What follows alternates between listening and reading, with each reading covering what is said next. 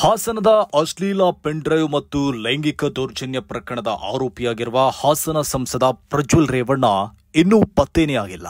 ಎಸ್ಐಟಿಯವರು ಪ್ರಜ್ವಲ್ ಬಂಧನಕ್ಕೆ ಬಲೆ ಬೀಸಿದ್ರೆ ಪ್ರಜ್ವಲ್ ಮಾತ್ರ ಕಾನೂನಿಗೆ ತಲೆಬಾಗದೆ ಫಾರಿನ್ನಲ್ಲೇ ಅಡಗಿಕೊಂಡಿದ್ದಾರೆ. ಅವರು ವಾಪಸ್ ಬರದೆ ಮತ್ತೆ ಕಣ್ಣಾಮುಚ್ಚಾಲೆ ಆಟ ಮುಂದುವರೆಸಿದ್ದಾರೆ. ಪ್ರಜ್ವಲ್ ವಿರುದ್ಧ ರೆಡ್ ಕಾರ್ನರ್ ನೋಟಿಸ್ ಜಾರಿಯಾಗಿದ್ದರೂ ಪ್ರಜ್ವಲ್ ವಾಪಸ್ ಬರ್ತಾನೇ ಇಲ್ಲ. ರೇವಣ್ಣ ಕುಟುಂಬ ಕೂಡ ಪ್ರಜ್ವಲ್ ಅವರನ್ನ ವಾಪಸ್ ಕರೆಸಿಕೊಳ್ಳುವುದಕ್ಕೆ ಮುಂದಾದಂತೆಯೂ ಕಾಣ್ತಾ ಇಲ್ಲ.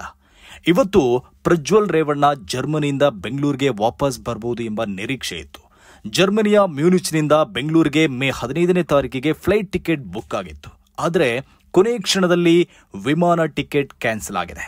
ಹೀಗಾಗಿ ಪ್ರಜ್ವಲ್ ಬೆಂಗಳೂರಿಗೆ ಬರುವುದು ಅನುಮಾನ. ವಿದೇಶದಲ್ಲೇ ತಲೆಮರೆಸಿಕೊಂಡು ಎಸ್ಐಟಿ ತನಿಖೆಯಿಂದ ತಪ್ಪಿಸಿಕೊಳ್ಳಲು ಪ್ರಜ್ವಲ್ ಮುಂದಾದಂತಿದೆ. ಜೈಲು ಸೇರಿದ್ದ ಎಚ್.ಡಿ. ರೇವಣ್ಣ ಬೇಲ್ ಮೇಲೆ ಬಿಡುಗಡೆ ಆಗಿರುವುದರಿಂದ ಇವತ್ತೇ ಪ್ರಜ್ವಲ್ ರಿಟರ್ನ್ ಬರ್ತಾರೆ ಅಂತ ಹೇಳಲಾಗ್ತಾ ಇತ್ತು.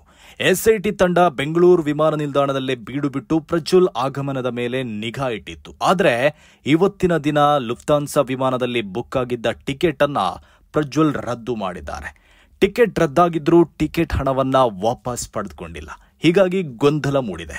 ಪ್ರಜ್ವಲ್ ರೇವಣ್ಣ ಜರ್ಮನಿಯಿಂದ ಬೇರೆ ದೇಶಗಳಿಗೂ ಹಾರಿರುವ ಶಂಕೆಯೂ ಇದೆ. ಹೀಗಾಗಿ ಎಸ್ಐಟಿ ತಂಡ ಆ ಬಗ್ಗೆ ತೀವ್ರ ಪರಿಶೀಲನೆ ಮಾಡ್ತಾ ಇದೆ.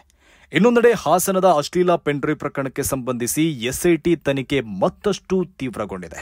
ಅಶ್ಲೀಲ ವಿಡಿಯೋಗಳನ್ನು ಬಿಡುಗಡೆಗೆ ಸಂಬಂಧಿಸಿ ಹಾಸನ ಜಿಲ್ಲೆಯ 18 ಕಡೆ ನಿನ್ನೆಯಿಂದ ಇವತ್ತಿನ ಬೆಳಗಿನ ಜಾವದವರೆಗೆ ಏಕಕಾಲಕ್ಕೆ ದಾಳಿ ಮಾಡಿ ಪರಿಶೀಲನೆ ನಡೆಸಿದ್ದಾರೆ. ಹಾಸನದ ಮಾಜಿ ಶಾಸಕ ಪ್ರೀತಂ ಗೌಡರ ಆಪ್ತರು ಸೇರಿದಂತೆ ಕಾಂಗ್ರೆಸ್ ಕಾರ್ಯಕರ್ತರು ಮತ್ತು ಪ್ರಜ್ವಲ್ ಅವರ ಮಾಜಿ ಕಾರು ಚಾಲಕ ಕಾರ್ತಿಕ್ ಮನೆಯ ಮೇಲೂ ಎಸ್ಐಟಿ ದಾಳಿ ನಡೆಸಿ ಪರಿಶೀಲನೆ ನಡೆಸಿದೆ. ಈ ರೇಡ್ ವೇಳೆ ಪೆನ್ ಡ್ರೈವ್ ಹಂಚಿದ ಬಗ್ಗೆ ಮಹತ್ವದ ಸಾಕ್ಷ್ಯ ಮತ್ತು ದಾಖಲೆಗಳನ್ನು ವಶಪಡಿಸಿಕೊಳ್ಳಲಾಗಿದೆ ಎಂದು ತಿಳಿದು ಬಂದಿದೆ.